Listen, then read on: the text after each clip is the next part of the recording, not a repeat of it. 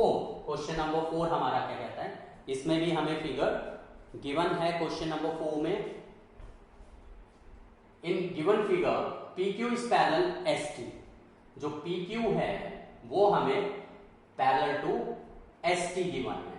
PQ is parallel to ST, ये जो है दिस इज पैरेलल दिस, दोनों लाइंस हमें जो रेज है वो पैरेलल गिवन है।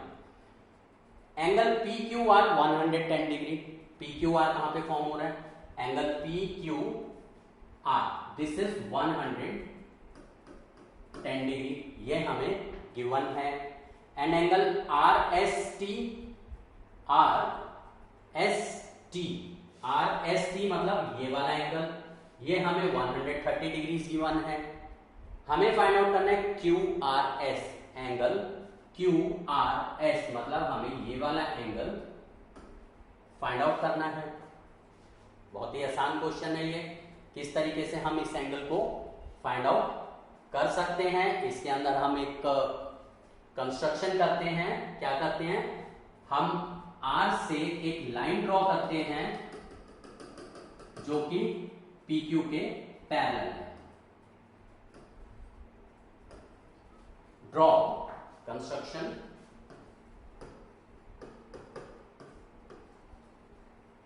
Draw MN through R which is parallel to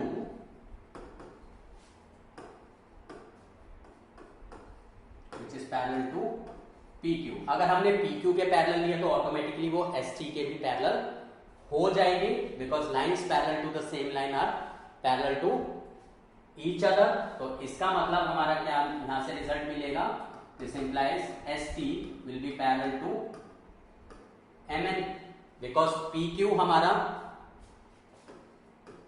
parallel है ST के एंड PQ पैरेलल है MN के बाय कंस्ट्रक्शन। तो इसका मतलब ST एंड MN पैरेलल हो जाएंगे। ST एंड MN अगर पैरेलल हैं तो इसका मतलब एंगल RST प्लस यानी ये वाला एंगल प्लस ये वाला angle SRN is equal to 180 degree. Co interior angles are supplementary,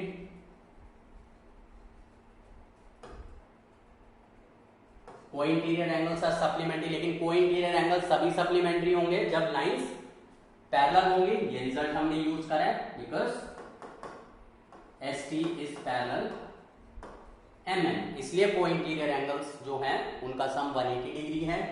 यहां पर RST हमें कितना गिवन है, 130 डिग्री। तो 130 degree plus angle SRN is equal to 180 degree, therefore angle SRN is equal to 180 minus 130 that is 50 degree. Angle SRN हमें पता चल गया 50 डिग्री। हमें QRS निकालना है, PQ parallel MN by construction, ये हमने कंस्ट्रक्शन करा है। इसका मतलब एंगल PQR यानी ये angle is equal to angle QRN, alternate interior angles,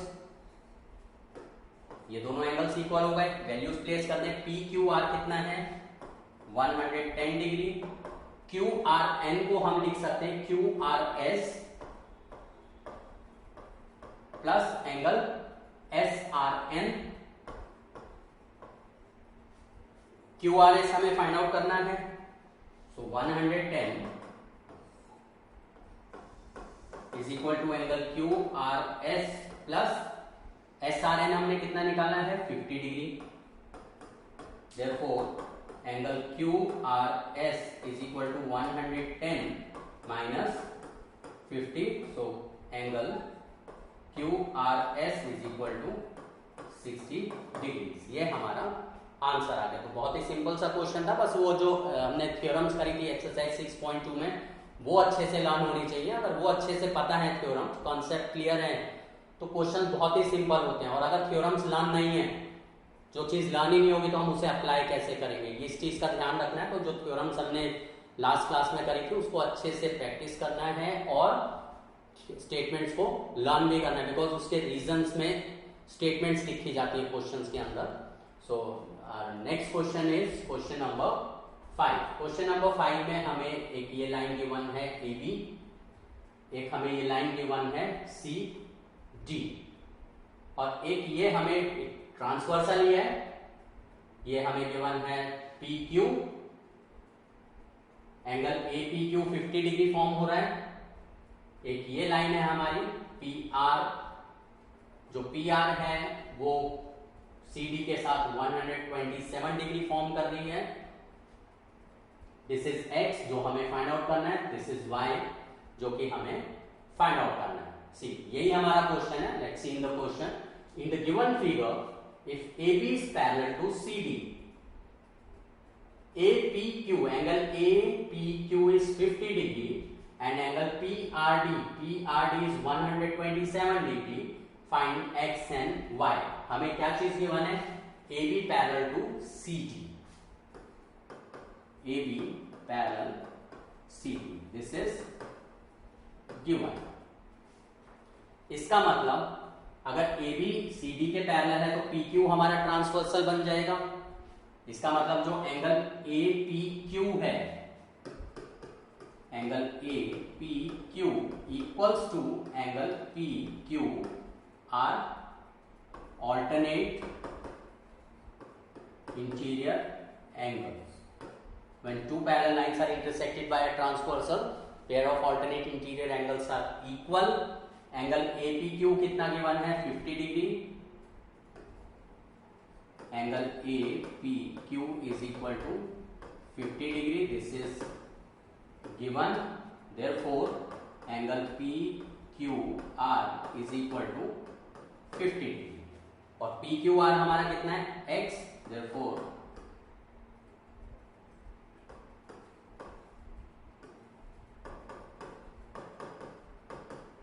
X is equal to 50 degree. PQR X के इक्वल है और PQR 50 है, इसका मतलब X हमारा 50 डिग्री आ गया। अब हमें Y फाइंड आउट करना है। Y हम कैसे फाइंड आउट कर सकते हैं? AB पैरेलल टू CD है, दिस इज गिवन। अब अगर हम PR को ट्रांसवर्सल लेते हैं एंड PR इज ट्रांसवर्सल, तो इसका मतलब angle APR is equal to angle PRD। APR और PRD इक्वल हो जाएंगे, alternate interior angles.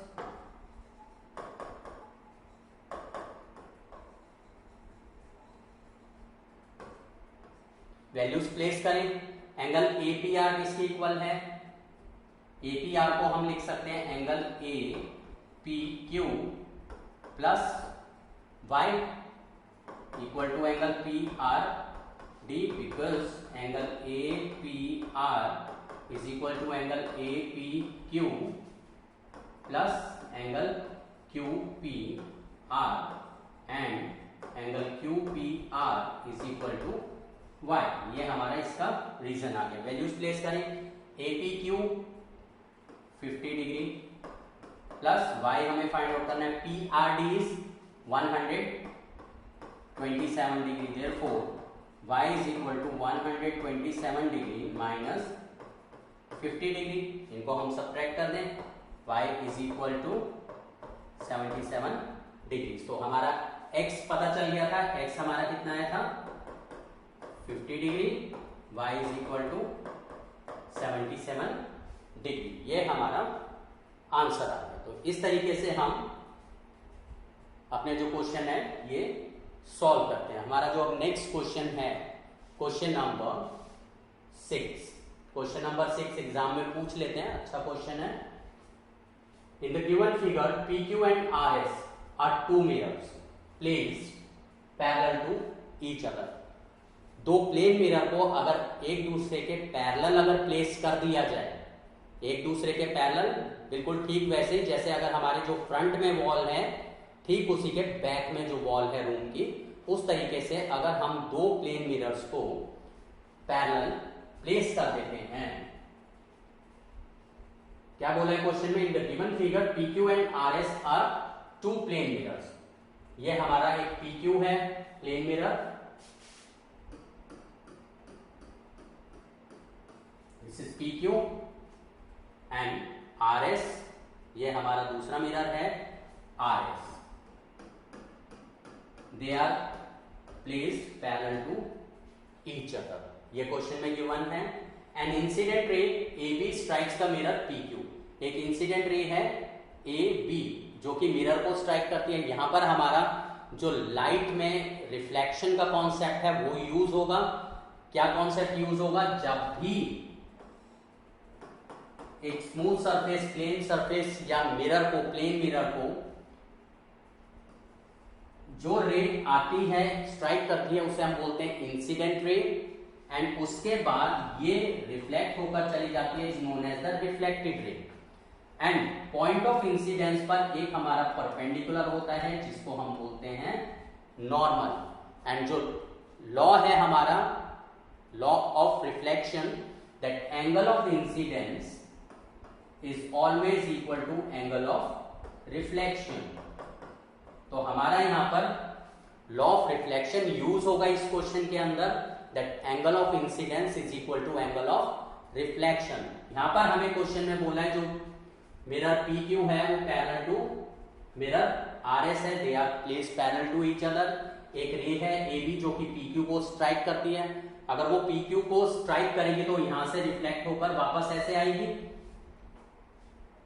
strikes the mirror PQ at B, the reflected ray moves along the path BC. It moves, यहां से reflect होकर BC के along move करती है, this is C, मतलब ऐसे आ जाती है, ऐसे गई, रिफ्लेक्ट होकर ऐसे आ गई, and strikes the mirror RS, RS mirror को C पर स्ट्राइक करती है। फिर यहां से फिर से, क्योंकि ये भी प्लेन मिरर है, फिर से ये रिफ्लेक्ट हो जाएगी, रिफ्लेक्ट होकर again reflects back along CD, यानी CD के अलोंग ये रिफ्लेक्ट हो जाती है। हमें प्रूव करना है AB is parallel to CD। ये जो AB है ये CD के पैरेलल होगी, ये हमें यहां पर प्रूव करना है। To prove AB is parallel to CD, इसके अंदर हम एक कंस्ट्रक्शन करते हैं, बिकॉज इसके अंदर हमारा जो कॉन्सेप्ट यूज होगा, लाइट का कॉन्सेप्ट यूज होगा, लॉ ऑफ रिफ्लेक्शन। तो हम क्या करेंगे कंस्ट्रक्शन में, B पर एक परपेंडिकुलर ड्रॉ कर देते हैं, नॉर्मल 1, C पर एक परपेंडिकुलर ड्रॉ कर देते हैं, नॉर्मल 2, नॉर्मल यानी परपेंडिकुलर, राइट। तो construction draw B N1 perpendicular PQ and C N2 perpendicular RS. Lines which are perpendicular to the same line are parallel to each other. अगर same line पर अगर perpendicular हैं तो वो आपस में पैरेलल होती हैं।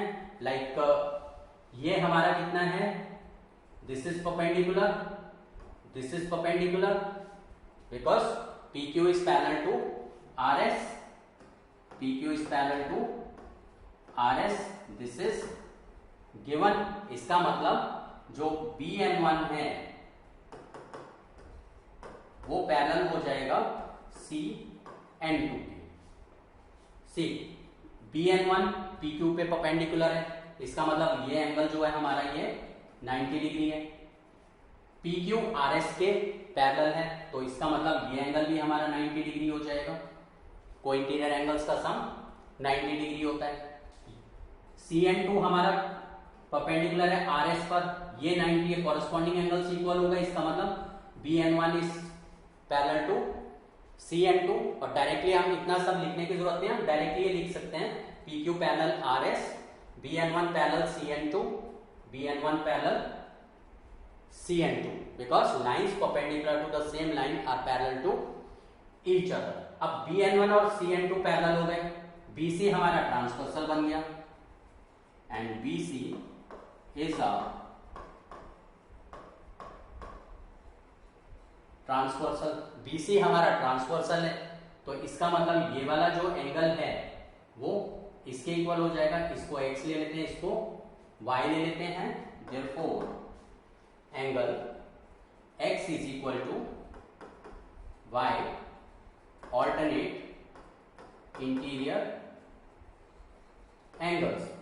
दोनों साइड पर 2 से मल्टीप्लाई कर दें, 2 into x is equal to 2 into y, यानी 2x is equal to 2y। 2x को एंगल ऑफ ये नॉर्मल हो गया, angle of incidence is equal to angle of reflection, यानी ये भी हमारा x हो गया। Angle of incidence is equal to angle of reflection, मतलब ये हमारा y हो गया।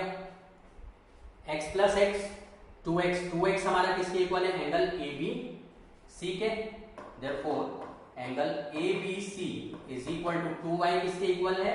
एंगल BCD के, एंगल BCD के। ये यहाँ पे हम रीजन लिख देंगे because 2x is equal to angle ABC and 2y is equal to angle BCD। ABC और BCD इक्वल हो गए, ABC इक्वल टू BCD, और ये हमारा क्या? Pair of alternate interior angles है। Since pair of alternate interior angles are equal, this implies AB is parallel CD। ये हमें प्रूव करना था, hence प्रूव। ये था हमारा क्वेश्चन नंबर 6। यहां पर आकर हमारा जो एक्सरसाइज 6.2 है वो कंप्लीट हो जाता है। जो हमारा नेक्स्ट क्लास रहेगा उसके अंदर हम एक्सरसाइज 6.3 का थ्योरम्स करेंगे एंड उसके जो एग्जांपल्स हैं वो करेंगे। उसके बाद एक्सरसाइज 6.3 स्टार्ट होगा, देन ये चैप्टर फिनिश हो जाएगा। तो हम एनसीईआरटी के सारे एग्जांपल्स एंड क्वेश्चंस को विद थ्योरम्स कवर करके चल रहे हैं 1 by 1।